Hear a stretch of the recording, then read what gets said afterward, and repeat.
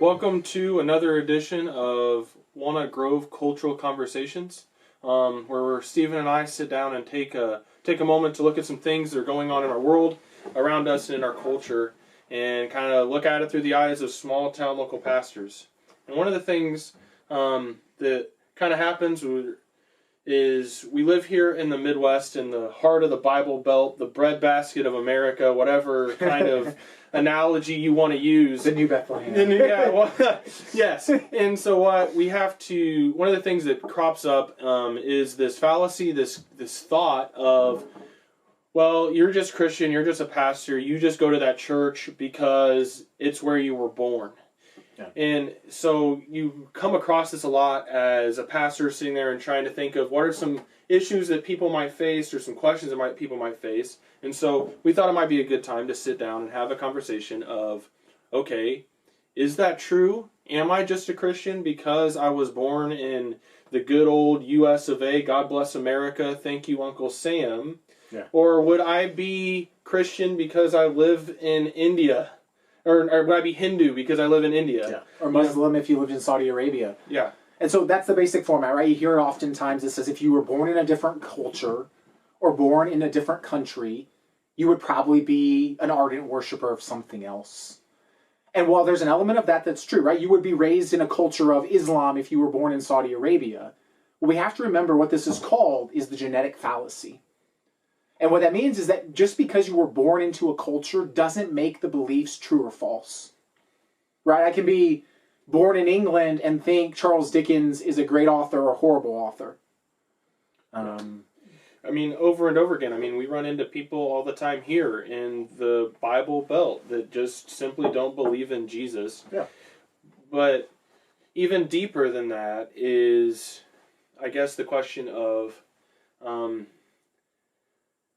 is there other ways for us to know that, what we believe, that what is written in these books, what's written in the Bible can be held as something that's true rather than what's going on in some other culture or in some other religion of the world? This gets us to a thing of, if you believe only because you were raised with this, we have a bigger problem. Yeah. Right? Because Christianity was never meant to be something that you just accepted as true or that you just embraced because your parents embraced it. Unlike a lot of cultural things where you were meant to embrace because that's the way things were done, this is not that. Right? This is the thing where Jesus says, love the Lord your God with all your heart, mind, soul, and strength. You were meant to be engaged in this. And the genetic fallacy begins to fall apart when you start to look like it is incredibly easy for some people raised in a Christian culture, quote unquote, to reject Christianity. In fact, who's one of the big British atheists who writes the books? Dawkins? Yeah. Dawkins. Right? He's, quote unquote, from a Christian nation, and he makes millions, cha-ching, writing about how there is no God and how you're delusional if you believe in a God. Yeah. And so his argument that, oh man, no, you were just born in a Christian world, and so therefore you're Christian, he's actually one of the reasons where we can say, no, the genetic fallacy isn't predeterminate of who you're going to become.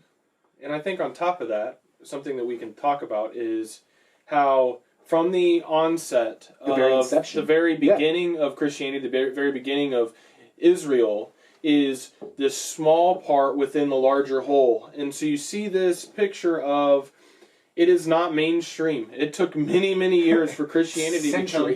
Yeah. It was thought to be a cult. It was thought to be all these different cannibals, things. incestuous. Yeah, all these different things. And that was the beginning and the beginning brushstrokes of Christianity. Yes, we live in a world now where we're kind of swimming in the fishbowl of Christianity could be a predominant religion, but it wasn't always that way. And I would argue that across history, most of the time, that's been the minority position. Right? I mean, there's been places where Christianity has been dominant for a long time, but by and large, where it thrived, interestingly, is when it's a subgroup rather than the dominant group. Mm-hmm. And so you may hear this from time to time, right? You're just a Christian, or you're just like inhaling the Christian fumes because of where you're born.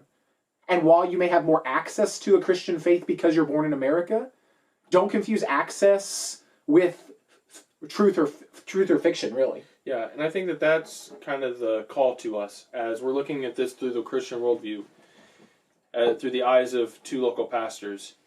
Do not accept things at face value. I had a missions professor at Lincoln, and he served for 10 years in the Congo. And he was told this as an illustration there. If Jesus isn't the biggest gorilla on the block, then he doesn't deserve to be worshipped. Yeah. And what that saying means is, if Jesus isn't who he says he is, if the cross doesn't mean what the cross says it means, then it shouldn't be. We should be pitied among all else. That's right. What Paul says. And C.S. Lewis kind of hits this too. He said, if this is true, this is the most important thing that you're ever going to come across in your life. And if it's false, it's not like moderately significant. It's not kind of important. It is utterly useless. And so he leaves us in a position. Paul, Jesus, C.S. Lewis, they all leave us in the place of having to decide between the most important thing on the planet or the least important. And you only determine that when you don't accept someone else's word, but you dig in for yourself and see if a relationship with Jesus does what it says it does. Yes.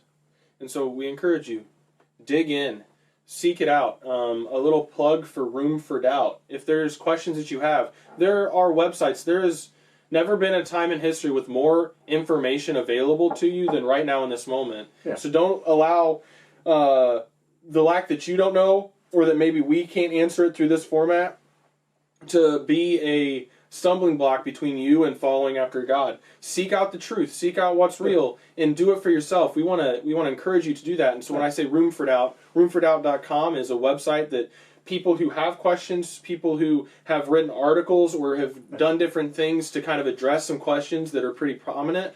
It's a back and forth, mm-hmm. right? Where you can present your questions and receive answers from sites and sources that are legitimate and grounded. Yes. And you don't have to be hesitant about, hey, I'm not sure if I believe this, or I'm not sure what this means.